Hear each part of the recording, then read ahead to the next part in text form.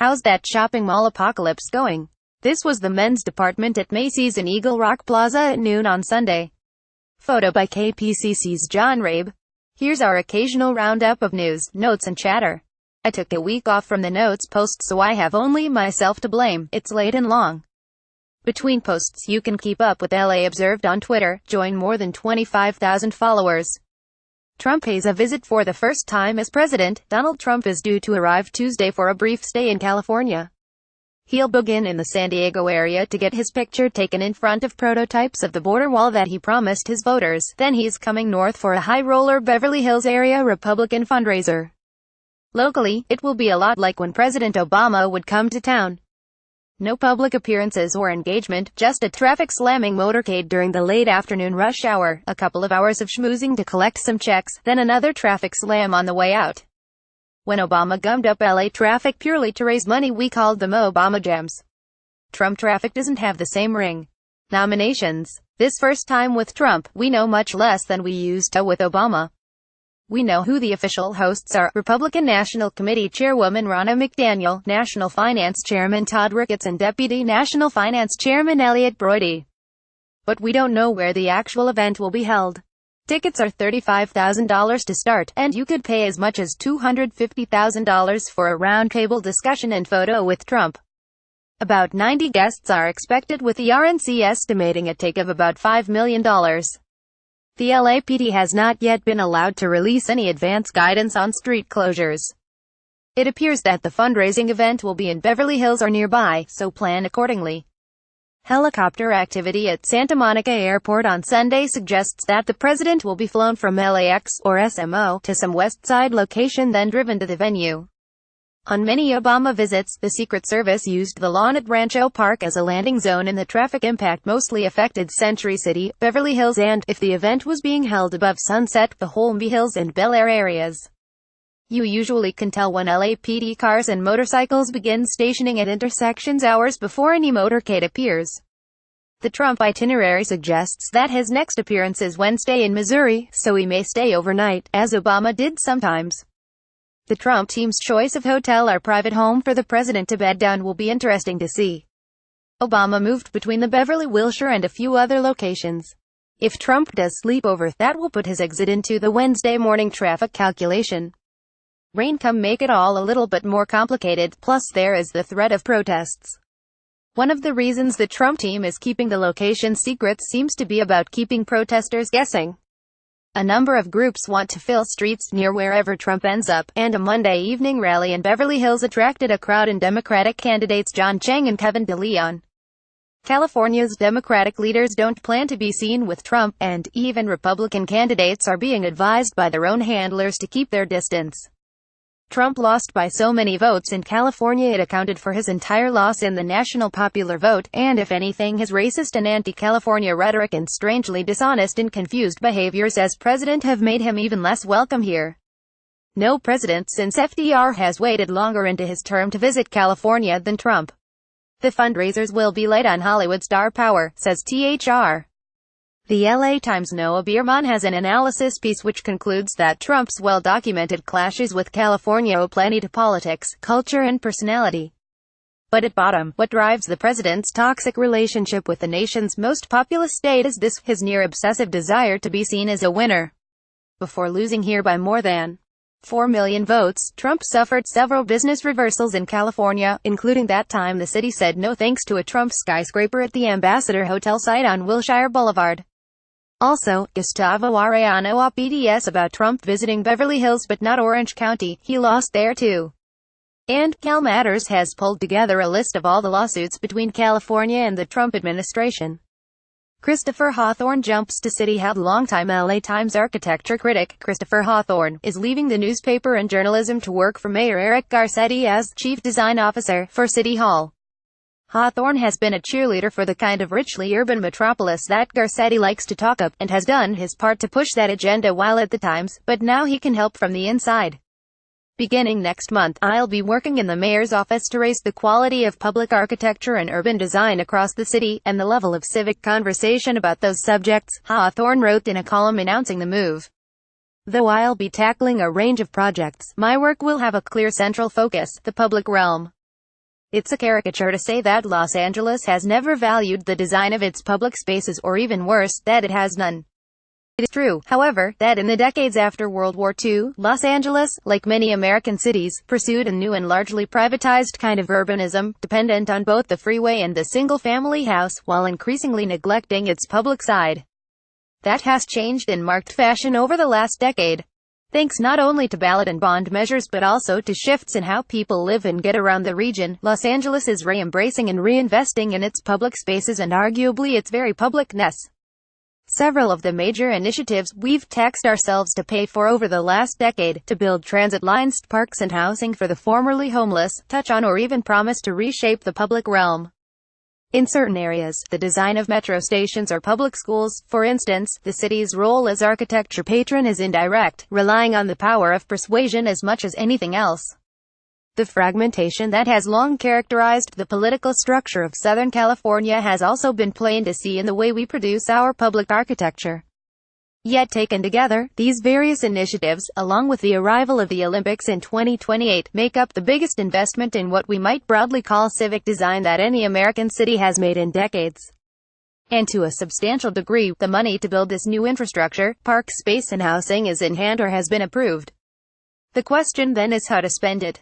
Garcetti says in his statement, "We are investing billions in new infrastructure and public spaces that will transform how Angelenos and people from around the world experience our city."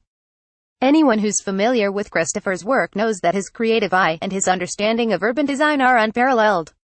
I am proud to welcome him to my administration in this important new role.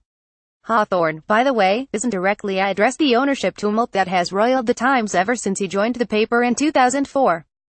Just this: it's impossible to say for sure what a change in ownership will mean for this newspaper, but there's growing optimism in the newsroom for the first time in a while.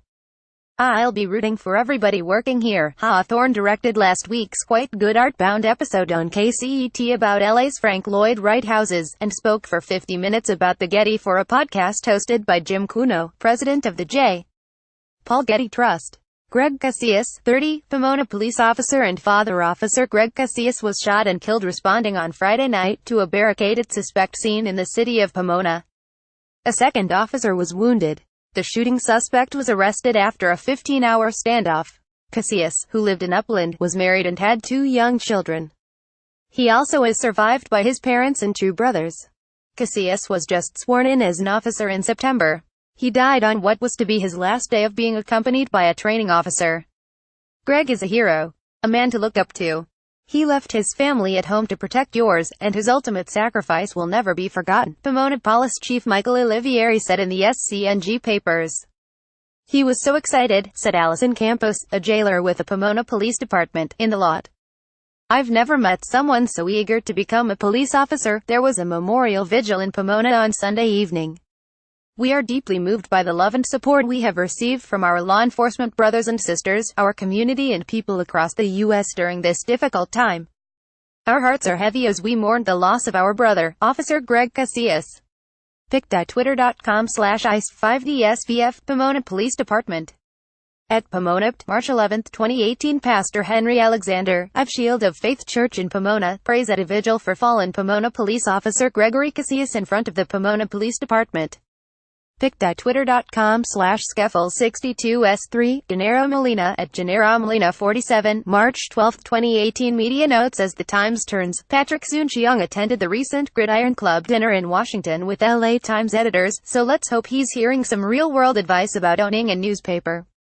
Good sign. He reportedly has sought out top editors such as Marty Baron of The Washington Post and Dean Baquet of the NYT for their thoughts on The Times, where both worked previously. Soon-Shiong's deal to acquire The Times, Hoy, some SoCal community newspapers and the San Diego Union-Tribune cleared federal regulators and now looks on track to close this month. Not a moment too soon. Tronc's stock value crashed after company officials gave an awful earnings report to Wall Street analysts. In a single stunning trading session, Tronc lost almost a quarter of its market value. Ken Doctor writes at Newsonomics, "What's the sound of a Tronc crashing?" As if that wasn't bad enough, NPR's David Folkenflik revisited the career of former LA Times publisher Ross Levinson, a follow-up to Folkenflik's piece earlier this year on the suspect credentials of the people who ran the Times during its brief Tronc era. Funny enough, Trump didn't mention Levinson's new role as master tech strategist in last week's disastrous financial call. KTLA Channel 5's probable new owner, Sinclair Broadcasting, is requiring news anchors at its stations to read, in their own voices, during news blocks, canned editorials from national headquarters parroting Trump lines about national media pushing fake news and political agendas. Brian Stelter at CNN gets the real story.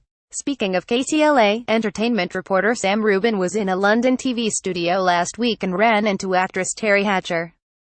They did a piece in which she refuted a tabloid story that she is broke, homeless and lives in a van in LA. Turns out she does do a video series from a 1978 VW van on the LA streets. Fan Therapy National Geographic's editor, Susan Goldberg, says in a note to readers that for decades, our coverage was racist, and that it ends now. If you haven't seen it, the New York Times is also trying to repair its past failings by running obits it should have run on 15 women from the past, including Charlotte Bronte, Sylvia Plath, Henrietta Lacks, Ida B. Wells and Diane Arbus. Overlooked is now a regular feature of the NYT obits section. Aisha Khan, the former LA Times copy editor who is now a NYT News desk editor, wrote the belated obituary for Bollywood legend Madhu Bala. Marcos Molitzis, the original liberal politics blogger at Daily Kos, is launching a public opinion research startup called Civics. It's said to have a base of nearly 1 million volunteer respondents. Khosla also previously co-founded SB Nation, the sports site that would become Vox Media. BuzzFeed News editor-in-chief Ben Smith talks with him. Random Notes, Richard Deitch, who writes about media for Sports Illustrated, is the latest print veteran to join The Athletic. The site is also ramping up in Southern California. Meanwhile, former Dodgers owner Jamie McCourt is now Trump's ambassador to France, and she is tweeting in French. You cannot make this stuff up. The Wall Street Journal is advertising for the spot of West Coast bureau chief based in Los Angeles. The editor will run the journal's Western Front, a team of reporters and a sweeping area of coverage. Geographically, it is 14 states and 4 time zones from Texas to California, Hawaii and Alaska, too, with the promise of hurricanes and droughts, earthquakes, mudslides and tsunamis. KCRW is looking for a creative, collaborative, and well-organized video content producer to help us grow as we continue to evolve into a multi-platform media and culture hub. More info. You can never tell for sure with the poorly designed LA Times website, but it appears that the Times has not published a news obituary since March 7. New York Times tech columnist Farhad Manjoo wrote how for 2 months he turned off my digital news notifications, unplugged from Twitter and other social networks, and subscribed to home delivery of 3 print newspapers, The Times, The Wall Street Journal and my local paper, The San Francisco Chronicle, plus a weekly news magazine, The Economist. He pronounced print the winner of his little experiment, then CJR pointed out he was tweeting the whole time, often about the news. New books by LA journos. There has been a flurry of new books coming from writers in the local media community.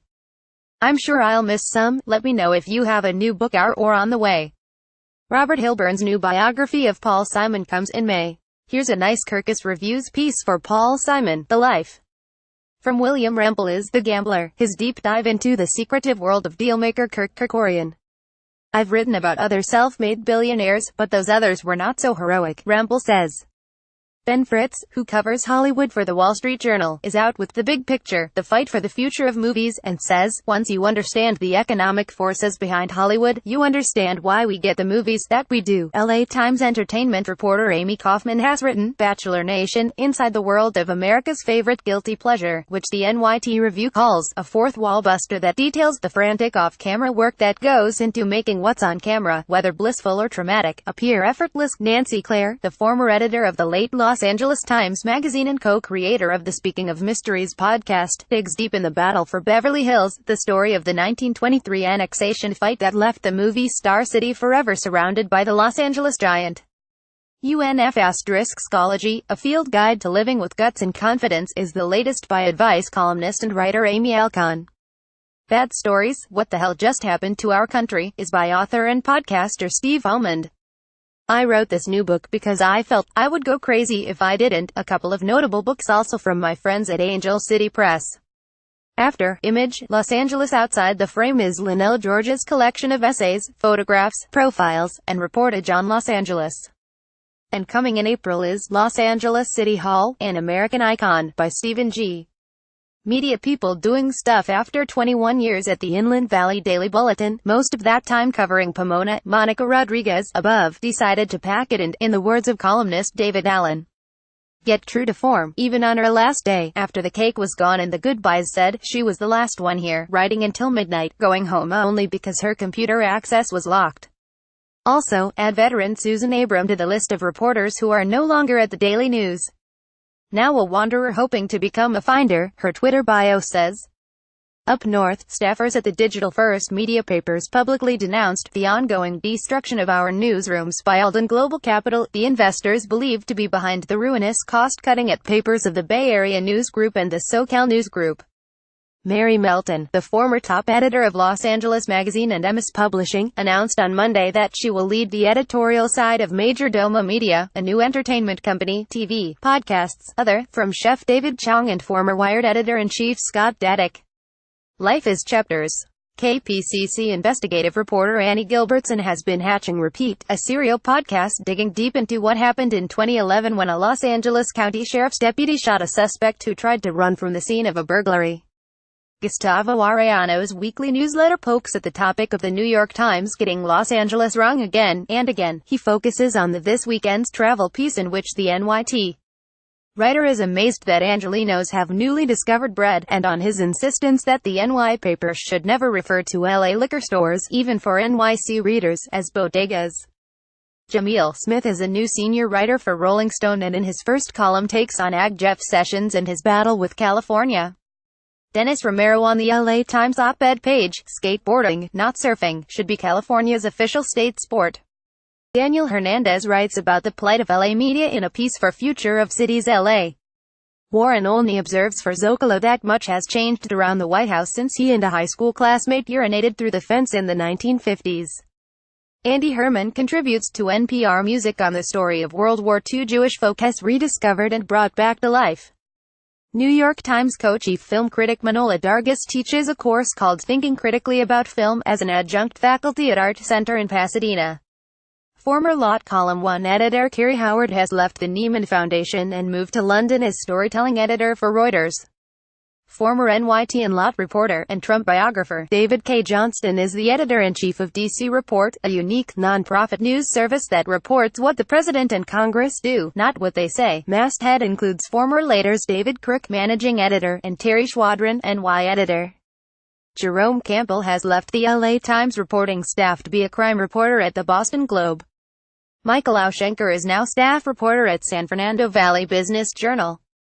Becca Werby is joining Pacific Standard as an associate editor in late April. PKIM Bui, the USC Annenberg adjunct and former social media editor at KPCC, recently had her editor-at-large gig ended. Now this? She's been having conversations. In the past month or so, I've talked with at least 3 people about starting local sites in California. All conversations at some point bemoaned the fact that despite all the startup funding, there's little journalism funding out west. Naomi Seligman, the former director of communications for Los Angeles Mayor Eric Garcetti, is co-founder of Tower 26, a service strategic communications and public affairs agency focused on maximizing social impact, anew the founding offices in Santa Monica and D.C. Gretchen Parker McCartney, formerly the PR person for USC Annenberg, is now in media relations at the NASA Jet Propulsion Laboratory. William Boyer, formerly the PIO for the city of Pasadena, has moved to Director of Communications and External Relations for the Los Angeles Community College District. Catching up to KCET, Michael Riley quietly left last month as the head of CassetteLink and joined a digital venture of Ellen DeGeneres as general manager. As a veteran TV programming exec, he had been branded the last couple of years as a big part of the future at KCET. I missed this at the time, but in January Los Angeles investigative reporter Jeffrey Gottlieb reported for CJR that, in the 7 years since KCET broke away from PBS, just before Downton Abbey brought the network a legion of new viewers, KCET's great experiment with independence has largely flopped. Donations have plummeted. Financial records from the most recent available year put the company's losses at more than $19 million on revenue of nearly $68 million. Riley doesn't come across well at all. In a farewell note to the station last month, Riley spun the positive view. He says in part, "We delivered on our mission to connect our communities to each other and to the world through innovative storytelling across all platforms. We made it a priority to greenlight multi-platform programming that spotlights the rich diversity of our region and provides a window into our cultural history. Launching new series including City Rising, Migrant Kitchen, Tending the Wild with the Autry Museum of the American West, Lost LA in partnership with Union Bank and the Parsons Foundation, and producing countless new episodes of Artbound, SoCal Connected, and Earth Focus is just the beginning of our new chapter as a content engine and innovative producer. We launched a record 140 hours of original content that has been recognized with dozens of awards, including 10 local Emmys last year, the most of any LA station. In addition to nods from our industry peers, we've seen our ratings continue to rise year over year, most recently by a huge 25%, a significant achievement in an environment where linear viewing continues to decline. In the CJR piece, PBS SoCal boss Andrew Russell all but calls KCET's ratings claims bogus. It's not consistent with what we've seen, he says. We find KOCE ratings are consistently higher than KCET, and that's been true for years. Jonathan Gold for Funny. Our actor Jeff Goldblum goes to Ralph's, buys groceries and cooks up some pesto soup with Jonathan Gold, the LA Times food critic. The finest thinker about food in the world, Goldblum says of Gold. Taylor Swift dances around DT Lane. Her new video, Swift prances around the Millennium-Biltmore Lobby, Street Vincent Court and the 7th Street Metro Station, and into a metro train. It ends with her at the Golden Gopher. Selected tweets. My dream to be published by the New Yorker has finally come true. However, it's not quite what I had anticipated. I am a finalist this week for the cartoon caption contest. If you're so inclined, please vote for me. https://t.co/xnr3b1swilly. All of us, at Olive Austin, March 12, 2018. Whenever I hear Trump speak off the cuff, I can't decide if he's in denial, a huckster, or simply a fool. David Lazarus, at David Laz, March 11, 2018. Next time your train service home is suspended and you're stuck sleeping at NYT, here's the definitive ranking of couches available to you. Photos at Bymet Stevens, pic.twitter.com/4QMZLRR4. Peter Blair, at BlairNet, March 8, 2018. If by bullshit you mean the most wonderful. All these headlines, I just assumed steel tariffs was Stormy Daniels co-star, Stephen Colbert, at Stephen Athome, March 8, 2018. Boston Dynamics robot dog slips on banana peel. pic.twitter.com/FQ2C6 at 41Strange, at 41Strange, March 12, 2018.